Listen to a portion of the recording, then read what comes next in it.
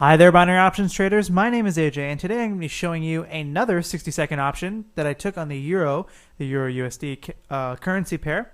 It was a put option with an invested amount of $24, resulting in a payout of $40.80. And as you can see from the 24 option chart, it was wonderful in the sense that it right direction, just sunk down, no pain whatsoever. I call this blowing out the candles, and this is great. And I'm going to show you why it was a successful trade. So over here I have my MetaTrader chart that you are probably very familiar with right now, and this is my 1-minute chart. And as you can see over here from the pivot indicator that you can find online and is a great resource to use, because pivots are just an awesome way of gauging what traders will be doing over the day and how important those levels are for support and resistance. And so, as you can see, the indicator had plotted this resistance 1 level, and the price had come up to try and test that level, and in fact broken through the resistance, but it did not have the strength to go through. So as you can see over here, this was the candle I got in on, and this was the resulting candle afterwards with the success. And as you can see from it, it was just moving down. Now, unlike usually the majority of my trades where I look at the RSI, the stochastic, and things like that, this trade was purely based on the pivot. There was, as you can see from the chart, there was this break from here, moving outwards, trying to push the price towards the resistance level. But I didn't feel, and by looking at the tick chart and just having a general sense of the candle formations that are over here, it seemed that the price wanted to break through the resistance level, but it did not have enough buyers to drive up that price.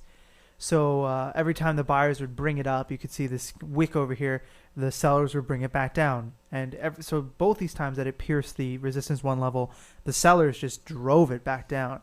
And so it became very clear that it wasn't going to break through this time, and in fact it was going to experience probably a short pullback, and that's exactly what happened. So I guess the lesson for myself, and if you want to share in this too, is that pivots are an awesome resource to use, and you don't even have to bother calculating them anymore. Now you have indicators to do everything for you, so you don't have to think about it. Every time you just open up your platform, it automatically plots it for you. So just be aware of the resistance and support levels that are there and use them to your advantage. I wouldn't say just jump in and like, oh, it's approaching a resistance level, let's put a put option. Just sit back, watch, see what's happening on the chart, see the price action that's occurring, and then afterwards, maybe after a couple of minutes, after you see how the price has been reacting, how the buyers and sellers are moving, then you can make a decision, place your option, and hopefully it'll win out. And that seems to be the case for this trade today. So that's pretty much it from this video. I'm just going to remind you to like, comment, share, and subscribe this video and all the videos over at the Happy Forexer channel. It's a superb channel, and you should definitely be subscribed because it's just a great resource to learn, even if you're a newbie or an expert. It doesn't matter. You'll always find something great to take away from that trade of the day. And if you don't have a 24 option account, or I would highly recommend you get one. They're not very expensive. The lowest investment amount is, I think, $200. So if you don't have $200 to invest, you shouldn't be investing, period.